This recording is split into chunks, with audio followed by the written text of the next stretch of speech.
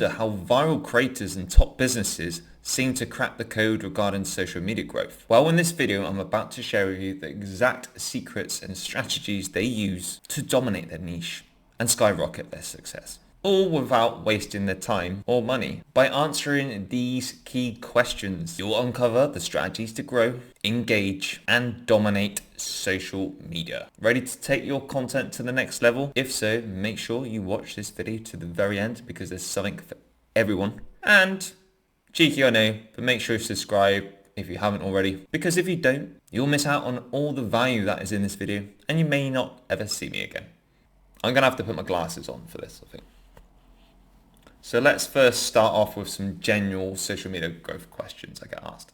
So the first question is, what is the best social media platform to grow on? Personally, I think the best social media platforms are the ones that cater to your content style, platforms that make it easy for you to think of ideas, create content without overstressing too much, but also social media platforms that prioritize organic reach. If you're a business owner, brand, you've also got to think of where your ideal audience is actually going to be hanging out. Now, to explain in a bit more detail, TikTok, for example, has unrivaled organic reach, especially for original and creative videos, long-form content, authentic content. It focuses on trends, reaction-based content, and storytelling, and it has an incredible live feature that no other social media platform can rival.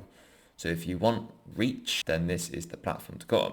Now, when I'm talking about longer videos, I'm talking about videos which are about 1 to 3 minutes long, not long like YouTube. Now, YouTube, great for both short form and long form videos. Shorts are ideal for getting discovered, while longer videos help build deeper connections. Instagram is great for businesses because you've got all the features on your profile like highlights, pinned posts, stories, and these features allow people to know more about you and what you do and get in touch with you, especially with the automation feature which you can use with comments or DMs using ManyChat, for example. And Reels are great for discoverability, but also stories and especially carousels are great for nurturing your current audience and getting engagement. And you have platforms like LinkedIn, professional platforms, perfect for professionals and business-to-business audiences. And with this platform, you should focus on thought and leadership, but choose a platform where your audience is most active and align it with your current goals. Number 2, how can I grow my audience without paying for ads? I'm not gonna lie, growing organically requires being persistent and having a consistent, adaptable strategy. You've got to create content that people are actually interested in, content that people are going to react to,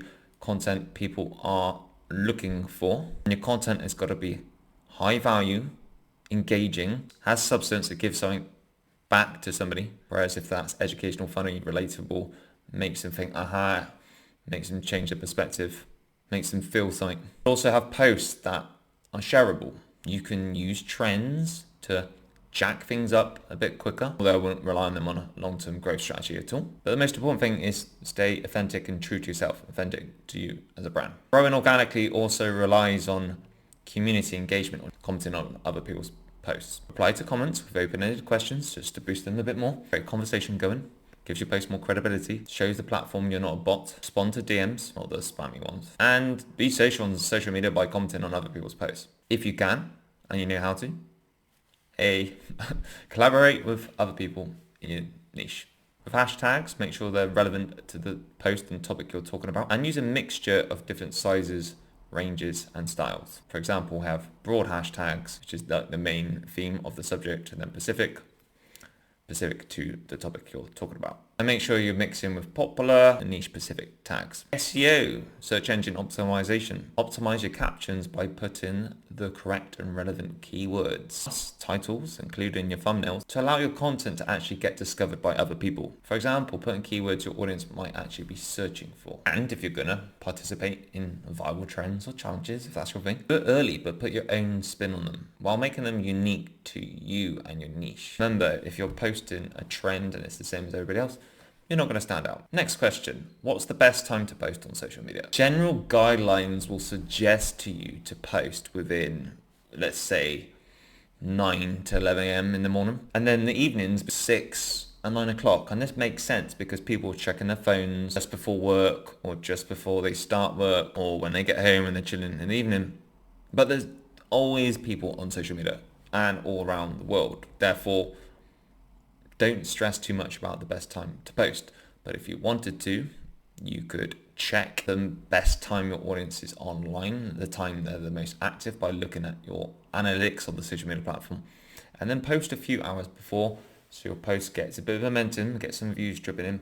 And by the time that you hit your peak, then all your audience will see it, or a larger audience will see it, and it starts to get more comments and more views. But it also depends on social media platforms and what social media platform you're on, because for example on Instagram your posts get pushed out more based on the initial engagement, so ideally you want to get engagement straight on that platform, therefore it would be the best time to post on the time Instagram says to you.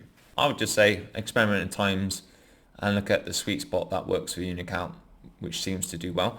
And if you are going to post more than once a day, then everyone's a winner. You could post once in the morning, once at lunchtime, once in the evening, covering all angles there when people are consuming content on social media and tap into different audiences. Next question. How often should I post on each platform? I think consistency is more important than frequency and volume. It's important to show up and be consistent, but you should never reduce the quality. And what I mean by quality is, I don't mean quality as in it has to be super highly edited. Just make sure the audio is clear and people can see you properly if you're talking or you're in it and there's good lighting. But quality, just means having substance. It gives something back to someone. It has value. It's worth watching. You're giving something back to someone in return. It's not just waffle, right? This all depends on your content creation skills, how long you've been in social media creating content, and basically what you can do, which allows you to be consistent and showing up without getting content creation burnout. I would say though, if you want a specific number for TikTok, at least 1 to 3 posts a week, ideally 5 to 7 if you want good growth. Instagram, you would want 5 main posts a week, and that includes carousels, reels and singles, plus stories. With TikTok, I also recommend you to use the stories feature and live for even more reach. YouTube, long form, ideally post 1 long form video a week. Shorts, 5 days a week or every other day, and link them to your main content, or create teasers from your shorts of your main content to get people to cross over. LinkedIn, 2 to 3 thoughtful posts a week. Just remember what I said, quality is crucial.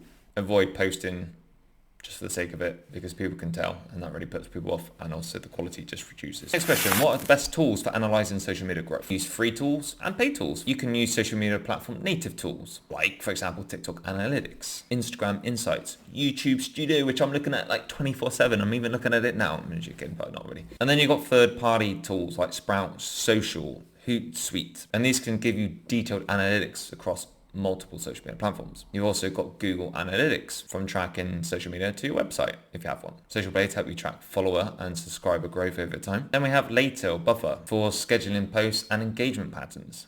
By the way, if you need more help with hashtags, there's a great tool for Instagram called Flick. Next question. How can I track my social media growth effectively? Okay, so let's focus on key metrics here. Engagement, that means likes, comments, shares, reposts, and saves. These reflect audience interactions. Then we have reach and impressions. Track how many unique users actually see your content. Then check your follower growth rate. 1 or 2 new followers against your total or proportional growth. Then we have click-through rate, CTR, brackets. Check how many users take action or specific actions from your posts. So, do they jump on your website? Do they make a purchase? Do they send you a DM? And you could make a simple spreadsheet and use something like Notion to document and analyze these metrics weekly, monthly if you want. It's up to you. Next question. Is it better to focus on one platform or multiple platforms? I've made this mistake myself. When you're starting out, focused on one social media platform is the key to building a solid foundation. I actually ditched Instagram for about 12 months to focus on a brand new TikTok account on my YouTube, and then my TikTok got about 70,000 followers within that year on a new account. My other account was already 30,000. Different niche. And my YouTube channel got to at least 1,000 subscribers, and that's because I focused on those 2 platforms. All my efforts were into them. But you should really do this, especially on a social media platform where your ideal audience is most active. And once you are consistent and you start seeing results and you just find it easy to create content, and it's so easy to just get an idea and create it, then you can reuse your content, repurpose it and put it onto other social media platforms. For example, you could turn a TikTok video into an Instagram carousel post. And you've got to remember as well, a lot of entrepreneurs keep saying you should be on social media platforms repurposing your content. They're not actually doing that themselves. There's a 99% chance they've actually paid someone to do that, so you could do that as well if you want. or they've got a whole team to do it for them.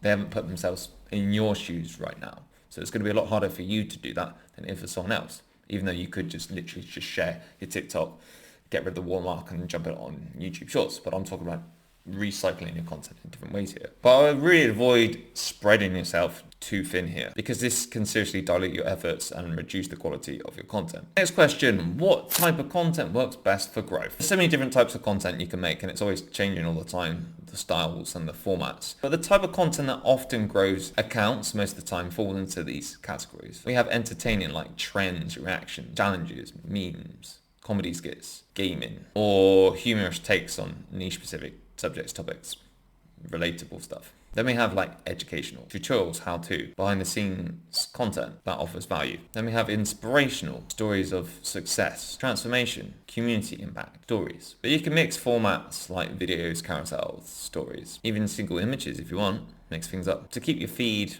dynamic. And for example, this on Instagram, you could do a carousel to help drive sales and shares and nurture audience. And then you could post a viral reel to help you get more reach. And this video could have been about quick tips. Next question, how can I use hashtags effectively? You can research hashtags in your niche, like using tools like Flick or Hashtagify, or in-app suggestions. And you can use a combination of popular hashtags, niche hashtags, branded hashtags, or feeling hashtags. Continuing with the last question, how do I find the right hashtags for my niche? Now this requires research and testing, and you can use search engine platform bars to explore related hashtags. For example, searching for fitness might lead you to seeing fitness motivation or home workouts or workout of the day. Just check your competitors, competition, other influencers, other creators, those in the same niche, and you just clarifying it, confirming it. See what tags they use. Then just experiment with different sets of hashtags and analyze which posts actually do best. Before I continue on the next set of questions, if you do have any questions for me right now, please do drop them in the comments. And I'll do my best to reply to them with another video on that topic in the future or in the comments.